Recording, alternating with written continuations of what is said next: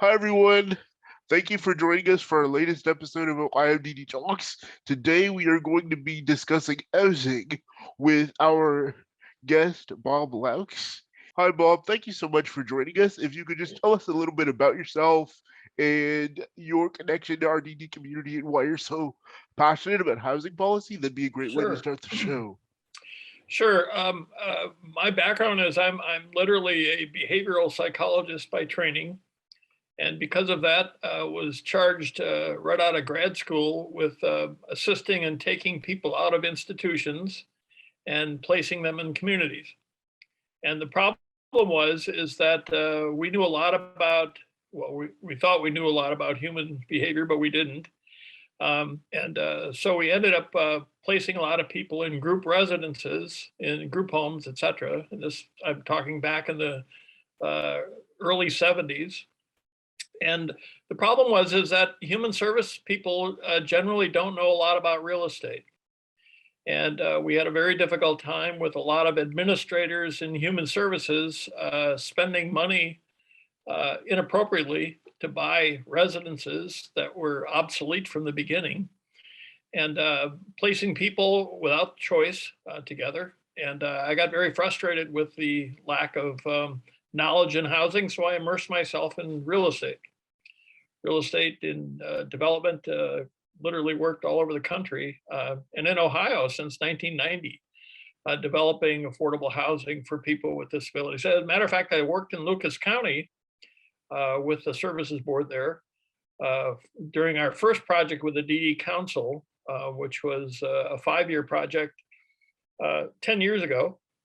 And Lucas County was one of the counties that applied for us to work in development of housing options, and worked very well with the services board there. But so I've been working in Ohio on and off for some 30 years. Primarily in the area of housing. I'm very passionate about where people live and the quality of their life, and the quality of my life, just like all of you, is determined by who you live with and what you do in your house. It's just plain and simple. Absolutely. And you focused your entire career on the policy aspect of housing. Can you tell us a little more about what the housing policy currently is for people with developmental disabilities and what you're trying to work on? Well, there's a probably the best way, Nathan, is to describe it as choice. We talk a lot about choice, but we really don't give a lot of choice. If there's an opening in a group residences, it's often the next person on the waiting list who that gets sent there. Unfortunately, that's totally disregarding who they live with, the quality of the life, what they can afford, all of those factors that all of us have to consider in where we live and with whom we live. But very often we don't give choice to people with disabilities. So policy issues around housing have a lot to do with choice, but they also have to do with affordability. They have to do with how we use the capital that we have available, what we create, who owns the property. As you mentioned earlier, home ownership is a very key part. And with home ownership comes choice. If you don't own the property, for example, if the provider owns the property, you don't have choice. You don't have choice about the quality of your life. Very often, who's your housemate, where you get services from. And if the provider owns the property and they don't do good or do a good job at what they do, you get displaced. Not With necessarily the respect, provider. I'm sorry, I didn't mean to cut you off That's there. okay. With respect to the homeownership piece, do Yeah, you believe that homeownership is a viable strategy for county boards to pursue when they think about housing for the future of the individuals they serve? absolutely. Yeah, and ownership it can be defined in two ways, Nathan. It can be defined in who physically owns the property, in terms of who benefits from the appreciation or depreciation of the value of the real estate. And it's hard for people with limited incomes. I got to explain that as well. But choice also bears if you have a lease. I consider ownership in a lease is you own that property. Technically, you have a right to invite who you want into that property. You have a right, as long as you make your payments, just like if you own the property, you have a right to privacy. You have a right to, all of the things, including your provider. So home ownership is a very important part, but it's more about control. Policy, there's tons of policies we can talk about, but what we've learned, Nathan, is probably more importantly is that most people with developmental disabilities, because they have limited income, they're economically challenged. They're poor. Most of the people, probably 95% of the people in Ohio that we support, make between 15 and 18% of the area median income, which means that they're extremely poor. All of the subsidies and all the things are designed for people at 30% of the area median income. Well, that includes just about everybody. With 95% of the people with developmental disabilities are economically challenged. And the same as if you're poor, you can't buy a house. It's hard to buy a house if you're poor. You don't have down payment. You don't make enough money each month. So you need a subsidy to make that work. And with the right supports, even subsidies, I think homeownership can be a really vital tool when we think about people with disabilities potentially building wealth as well. Absolutely. That's what the whole, I don't know if you're familiar with the stable account system. Yes, definitely. Well, that's what it's all about. It's economic development, economic wealth, and who gains that ownership. Well, stable account is one option that people have as a way to gain not necessarily economic independence. I'm not economically independent, and I'm retired or supposed to be retired. So it's really a matter of resources and how we use them. We've had families in Ohio who've set up trusts that own the property and their sons and daughters live there. We've had people who use their Section 8 rent subsidy as a mortgage subsidy in owned property, so that rent subsidy that they get applies toward mortgages as well. Those are really great strategies, and I often talk about money meaning freedom for people with disabilities, Bob. And I definitely think that, this is really something for county boards to consider. And while we're on this topic, would you mind talking a little bit more about ways that people can get involved to support this type of advocacy? Well, advocacy is critical. And probably one of the most important things in advocacy is a subsidy. It's a tough topic because, like I said, 95% of the people with disabilities are poor, but the vast majority of people in Ohio don't necessarily know that. They are eligible for subsidies through Section 8 rent subsidies or housing choice vouchers. Those vouchers give people income to pay their rent. It's basically the difference between what's considered fair market rent and what you can afford. If you're on SSI or SSDI, for the most part, people are limited to whatever it is, $785 a month or whatever it is, and 30% of that is considered affordability for housing. Well, obviously, in Ohio, you can't find any place in any county where the rent is 30% of SSI. So you need a subsidy of some sort. And without a subsidy, housing is just not affordable. We subsidize people with disabilities in a variety of ways, not necessarily directly by rent subsidies, but we subsidize nonprofit housing corporations all the time in Ohio. We give funding to nonprofit housing corporations that create group homes, that own property, et cetera. So we subsidize them anyway.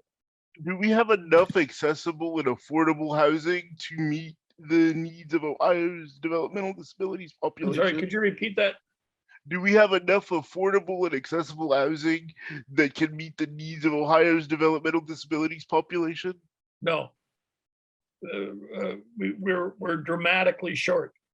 And you brought up a wide variety. Not only do we not have enough units, we don't have enough accessible housing, universal design housing that's accessible for people with any type of physical disability. We've learned that the hard way. We actually have been pursuing from policy the need to develop universal design housing that is by design accessible. It's accessible for people who have spinal cord injuries. It's accessible for seniors who have physical limitations. It's accessible for veterans who have disabilities. It's not just for developmental disabilities. Universal design is for anybody who has a physical limitation. We are short dramatically in Ohio. And by depopulating the developmental centers and the ICFs in the state, we've learned a very valuable lesson that there just is not enough accessible housing in the state. And there's not going to be for years. So we definitely need to change housing policy in Ohio. And I know when I think about the accessibility of houses, I think in some sense it might mean more than just being physically accessible, but also being willing to maybe integrate technology into a home to make it more accessible to a person with a disability. Absolutely. Or even looking at policies that might help people with disabilities explore home ownership through county boards and things like that. Yeah. So Yeah, there's a lot of technology around that can assist, and we have been pushing the policy as the DD Council has. We actually did some stuff in Delaware County to demonstrate some of the accessible adaptations you can make to a house. For example, just simple electronic things that you can do to control the house. But that doesn't remove physical barriers. Those electronic things are great and they really make a difference. But if the doorway is not wide enough to get a power wheelchair through, it's not going to work regardless. You know, you can see somebody at your door, but you can't come in if the door is not wide enough. So absolutely. universal design solves a lot of those issues. So what does a successful or good policy look like for housing for people with disabilities? One that gives people choice on what they want. I mean, for example, Nathan, I don't know who you live with, but I don't get a choice to decide who you live with. I don't decide the quality of your life and who you want in your house, etc. Well, that's a very big issue in policy. We talk about choice. Everybody has choice. Well, they don't have choice. They don't choose where they want to live and with whom they want to live. We actually in Lucas County introduced a thing called what am I thinking? It was a compatibility index designed to help people make choices about where they were going to live and with whom they're going to live. Based on our years of doing analysis of why people fail in housing. Well, you know, we have a 52% divorce rate where two people for allegedly all the right reasons can't get along together, but somehow we can put groups of 3, 4, 6, whatever, people with developmental disabilities in a home together and assume they won't have conflict. That's crap. It doesn't work that way. We all need to be, so choice is probably the biggest policy that we need to look at. Do people really have choice? And affordability is a big element of that. Living by yourself, getting services wherever you live is more expensive than it is living with a group of 6 people where the provider provides services to all the people that live there. There's no doubt about it, but that's not choice. No. So the question is, if we're going to talk choice, we gotta talk the walk, or walk the talk. So what would be your recommendations for addressing these barriers in our housing policy? Well, it again, if you believe in choice, it's helping people make informed decisions based on what is affordable and what is available. And the human service field has to do a better job at what they mean by choice. We have not done a good job. So choice is probably the biggest operative thing in policy. Is ideally people would have a choice to live with whom they want to live. They would get a subsidy that gives them wage income parity for rent, so they could, and a voucher that they can take anywhere they want to gain affordability. We've demonstrated that in Ohio. We've got people who are doing exactly that. who are living with whom they want to live and where they want to live, and they're doing a great job. And some services boards are more progressive than others. Absolutely. I think you're really hitting the nail on the head, Bob. So, what does successful or good policy at housing look like for the community at large? I know we've talked a bit about what it looks like at the individual level, Sure. but what does it look like for the community? I'm really glad you brought that up, because that's one of the issues that we've done webinars for the council on in the last year or so, is a thing called consolidated planning, which is basically what I call community organization and planning. It's like Lucas County getting together all the people that have affordable housing needs, sitting down together, looking at what funds are available federally, locally, state, et cetera, and designing a system that addresses the housing needs of everybody. So when we create new housing, it includes universal design, so that people who need accessibility have that, or anticipate. Somebody, for example, that has multiple sclerosis, MS, over time, their physical needs are going to increase. So they are going to need an environment that has an adaptation for them. Well, the same for people that we provide support to. A lot of them are seniors. And as they get older, their physical needs are going to change. So we have to create environments that allow for that. So affordability is a big thing, but getting together as a community to look at what we need and including everybody into that planning process. We call it getting a seat at the table. The DD Council has a publication that we worked with them on that really identifies what consolidated planning is all about and why it's so important. And they have that in their publications list. It's called literally getting a seat at the table. It's an outcome of one of the projects we did with the council. So That's excellent. Is there any, as we get to the end of the show, is there anything that you would like to share with our listeners before we wrap things up? sure, I want to go back to home ownership a little bit, just to, because it's an issue that you brought up, and I think it's a critical one. I don't think we've even begun to tap into the resources that families have to assist their sons and daughters, should they choose. They don't have to, but should they choose to be involved in creating affordable housing for their son or daughter. We've mentioned stable accounts as one option. Families can create trusts. Individuals can get mortgages based on their income with a rent subsidy. Section 8 rent subsidies can become a mortgage subsidy, so it can assist people to pay off their mortgage. We've had people who've owned property or do own property in the state of Ohio. One of the long-term effects, however, is that property is expensive. As we've seen with a recent increase in property, by the time you pay insurance and taxes and all that other stuff, upkeep and maintenance, we don't allow people who have limited incomes the resources that they need to upkeep and maintain that property. So for example, if the roof needs to be replaced, who's going to pay the $12,000 to put a new roof on your house? If you don't have a reserve account or a credit card that allows you to charge that kind of money, you're going to have a leaky roof. And that's really not fair to put people in circumstances that are going to drive them to poverty more than they already are.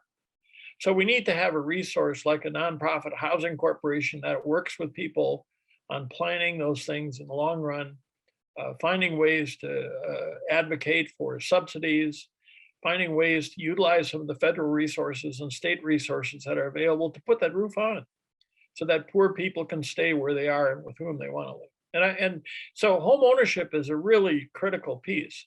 I'm not sure it's going to solve the problem of affordable housing. The vast majority of people are not going to be able to buy their own homes, or their families may not have the wealth to do that.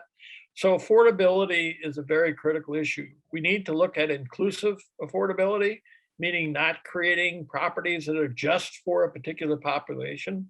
For example, seniors don't want to live in nursing homes no more than people with developmental disabilities want to live in ICS.